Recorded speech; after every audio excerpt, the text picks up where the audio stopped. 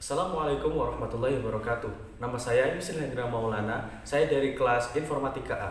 Pada kesempatan kali ini, saya akan merangkum beberapa materi yang berpengaruh dalam diri saya pada mata kuliah Achievement and Motivation Training. Langsung saja kepada pembahasan yang pertama.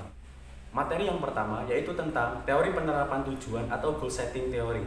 Teori penetapan tujuan atau goal setting theory awalnya dikemukakan oleh Dr. Edwin Locke pada akhir tahun 1960 lewat publikasi artikelnya Toward a Theory of Task Motivation and Incentives pada tahun 1968. Locke menunjukkan adanya keterkaitan antara tujuan dan kinerja seseorang terhadap tugas. Dia menemukan bahwa tujuan spesifik dan sulit menyebabkan kinerja tugas lebih baik dari tujuan yang mudah. Beberapa tahun setelah Locke menerbitkan artikelnya, penelitian lain yang dilakukan oleh Dr. Gray Latham yang mempelajari efek dari penetapan tujuan di tempat kerja.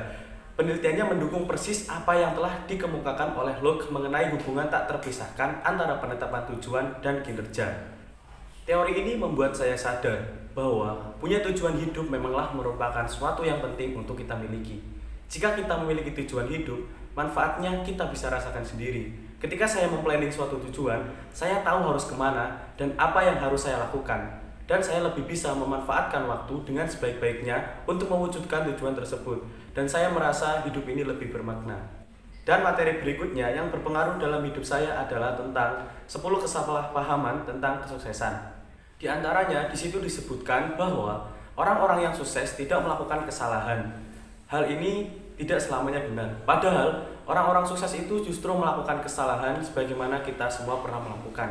Dan dari kesalahan, kita dapat belajar untuk tidak mengulang kesalahan untuk kedua kalinya. Dan dari kesalahan, kita bisa tahu siapa diri kita sendiri. Berikutnya, beberapa orang tidak bisa sukses karena latar belakang, pendidikan, dan lain-lain.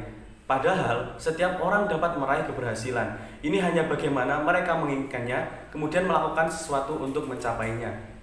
Selanjutnya disebutkan, jika Anda selalu meminta bantuan, Anda tidak akan sukses. Padahal, sukses jarang sekali terjadi di saat-saat vakum. Justru, dengan mengakui dan menghargai bantuan orang lain dapat membantu keberhasilan Anda.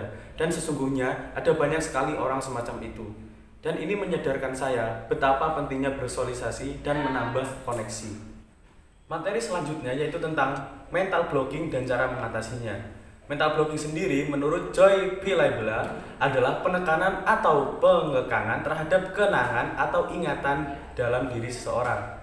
Mental blocking merupakan bentuk dari penolakan otak yang tidak terkendali yang didefinisikan sebagai kondisi di mana alam bawah sadar menyangkal suatu pemikiran atau emosi.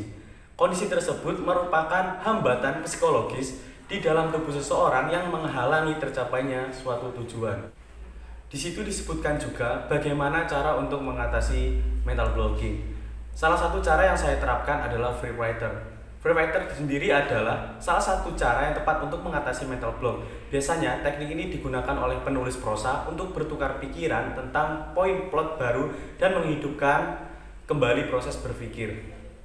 Biasanya saya meluangkan waktu 10 menit dan menulis semua yang ada di pikiran saya, baik yang berkaitan maupun yang tidak berkaitan dengan mata kuliah saya.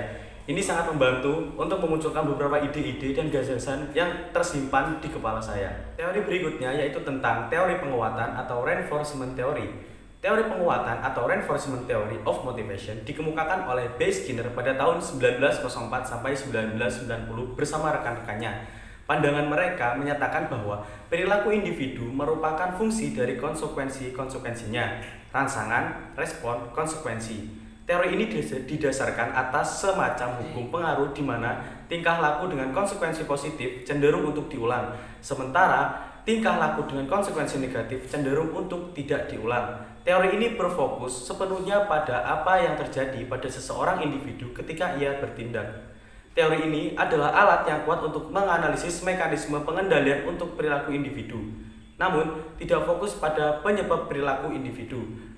Menurut Skinner, lingkungan eksternal organisasi harus dirancang secara efektif dan positif sehingga dapat memotivasi karyawan. Model penguatan Skinner adalah interval atau tetap atau variabel dan rasio tetap atau variabel.